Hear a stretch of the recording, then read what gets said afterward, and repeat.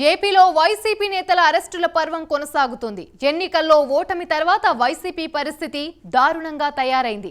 అధికారంలో ఉన్నప్పుడు కన్ను మిన్ను కానక పాల్పడిన దారుణాలకు ఇప్పుడు మూల్యం చెల్లించుకుంటున్నారు. వైసీపీ ప్రభుత్వ హయాంలో చేతివాటం చూపించిన నేతలకు ఇప్పుడు చెరసాల తప్పదనే సంకేతాలు కనిపిస్తున్నాయి.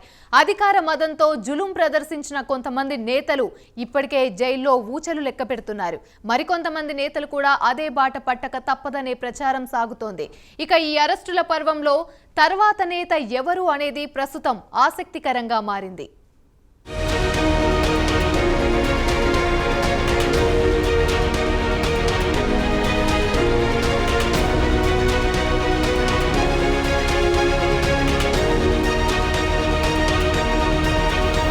ఏపీ అసెంబ్లీ ఎన్నికల్లో ఓటమి తర్వాత నుంచి వైసీపీకి కష్టకాలం మొదలైనట్టుగానే కనిపిస్తోంది. ఆ పార్టీలోని కీలక నాయకులు అనుకున్న వారు చాలా మంది ఇప్పటికే పార్టీ మారగా మరికొంతమంది పూర్తిగా రాజకీయాల నుంచి వైదొలుగుతున్నట్టు ప్రకటించారు.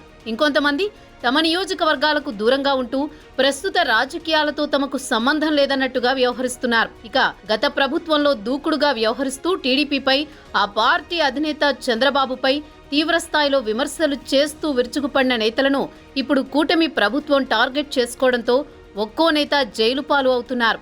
ఇప్పటికే అనేక మంది వైసీపీ నేతలు అరెస్టు కాగా తాజాగా మాజీ మంత్రి జోగి రమేష్ కుమారుడు జోగి రాజీవ్ను ఏసీబీ అధికారులు అరెస్ట్ చేశారు.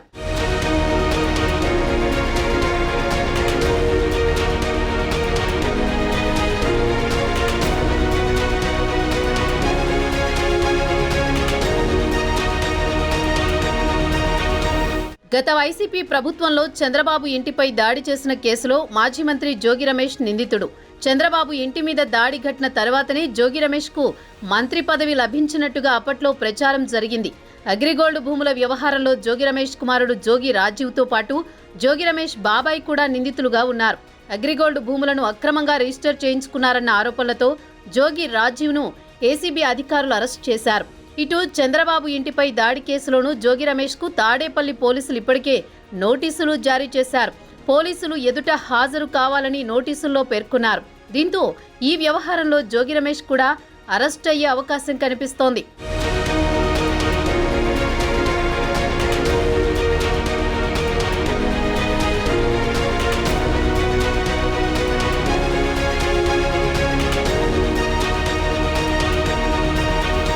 ఈ వరుస సంఘటనల నేపథ్యంలో జోగి రమేష్ తర్వాత కూటమి ప్రభుత్వం ఎవరిని టార్గెట్ చేసుకోబోతోందనే టెన్షన్ వైసీపీ నేతల్లో తీవ్రమైంది. ముఖ్యంగా కృష్ణా జిల్లా వైసీపీ నేతల్లో ఈ ఆందోళన ఎక్కువగా కనిపిస్తోంది. గత వైసీపీ ప్రభుత్వంలో టీడీపీని, చంద్రబాబును వ్యక్తిగతంగా టార్గెట్ చేసుకుని విమర్శలు చేసిన వారిలో కీలకంగా గుడివాడ మాజీ ఎమ్మెల్యే కొడాలి నాని, గన్నవరం మాజీ ఎమ్మెల్యే వంశీ, మాజీ మంత్రి వెల్లంపల్లి శ్రీనివాసరావు ఉన్నట్లుగా పెద్ద ఎత్తున ప్రచారం జరుగుతోంది. ఇప్పటికే వీరిపై కేసులు నమోదు కావడంతో నెక్స్ట్ టార్గెట్ వీరిలో ఒకరనే ప్రచారం మొదలైంది. మరి ఈ ముగ్గురిలో ఎవరో ఒకరు అరెస్ట్ అవుతారా, లేక లోకేష్ రెడ్ బుక్ లో మరెవరైనా ఉన్నారా? ఇప్పుడు ఇదే ఏపీలో హాట్ టాపిక్ గా మారింది.